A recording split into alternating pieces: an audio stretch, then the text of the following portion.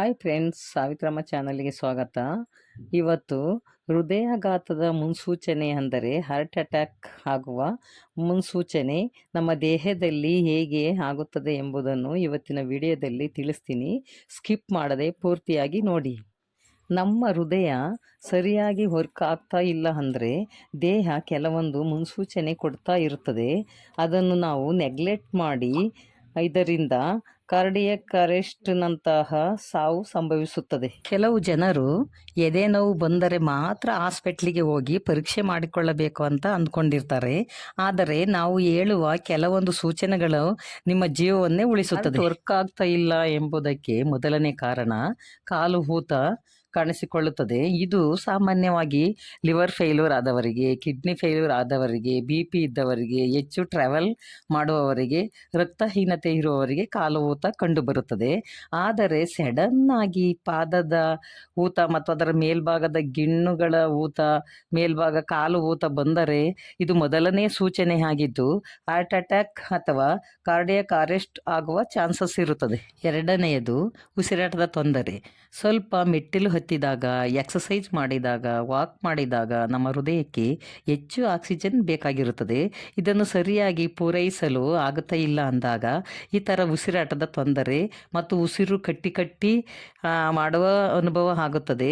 ಇದಕ್ಕೆ ಕಾರಣ heart blockage ಆಗಿದ್ದರೆ ನಿಮ್ಮ ಹೃದಯ ಸರಿಯಾಗಿ ವರ್ಕ್ ಆಗ್ತಾ ಇಲ್ಲ ಎಂದು ತಿಳಿದುಕೊಳ್ಳಬಹುದು. ಮೂರನೆಯದು ಪದೇ ಪದೇ ಮೂತ್ರ ಸಮಸ್ಯೆ ಇರುತ್ತದೆ. ಇದು ಕಿಡ್ನಿ ಮತ್ತು ಡಯಾಬಿಟಿಸ್ ಇದ್ದವರಿಗೆ ರಾತ್ರಿ ಸಮಯ ಪದೇ ಪದೇ ಯೂರಿನ್ ಪಾಸ್ ಮಾಡುತ್ತಾ ಇರ್ತಾರೆ.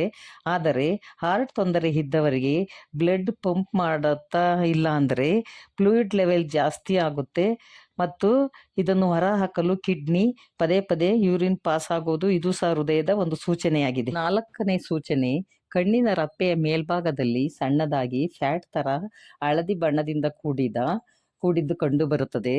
ಇದನ್ನು ಜಾಂತಾಲಾಸ್ಮಾ ಎಂದು ಕರೀತಾರೆ. ಇದು ಕಾಣಿಸಿಕೊಳ್ಳಲು ಕಾರಣ ನಮ್ಮ ರಕ್ತದಲ್ಲಿ ಕೊಬ್ಬಿನಾಂಶ ಜಾಸ್ತಿ ಆಗಿರುತ್ತದೆ ಎಂದು ಅರ್ಥ. ಇದರಿಂದ ಸಡನ್ ಆಗಿ ಹಾರ್ಟ್ ಅಟ್ಯಾಕ್ ಆಗುವ ಚಾನ್ಸಸ್ ಜಾಸ್ತಿ ಇರುತ್ತದೆ. ಐದನೆಯದು ಹಾರ್ಟ್ ಬೀಟ್ ಜಾಸ್ತಿ ಆಗುತ್ತಿರುವ ಫೀಲ್ ಆಗುತ್ತದೆ. ಇದು ಎಷ್ಟೋ ಜನರಿಗೆ ಹಾರ್ಟ್ ಬೀಟ್ ಜಾಸ್ತಿ ಆಗ್ತಿರುವ ಫೀಲು ಆದಾಗ ಭಯ, ಉದ್ವೇಗ, ಆತಂಕ, ಟೆನ್ಷನ್, ಗಾಬರಿ ಆದಾಗ ಈ ಥರ ಹಾರ್ಟ್ ಬೀಟ್ ಜಾಸ್ತಿ ಆಗೋ ಫೀಲು ಆಗ್ತಾ ಇರ್ತದೆ. ಇದು ಯಾವುದೇ ಕಾರಣ ಇಲ್ಲದೆ ಈ ಥರ ಹಾರ್ಟ್ ಬೀಟ್ ಫೀಲ್ ಆಗ್ತಾ ಇದ್ದರೆ ನಿಮ್ಮ ಹಾರ್ಟು ಎಫರ್ಟ್ ಹಾಕಿ ಕೆಲಸ ಮಾಡುತ್ತಿದೆ ಅಂತ ಅರ್ಥ. ಇಂಥ ಸಮಯದಲ್ಲಿ ಹಾರ್ಟ್ ಸ್ಪೆಷಲಿಸ್ಟ್ ವೈದ್ಯರ ಹತ್ತಿರ ಹೋಗುವುದು ಒಳ್ಳೆಯದು.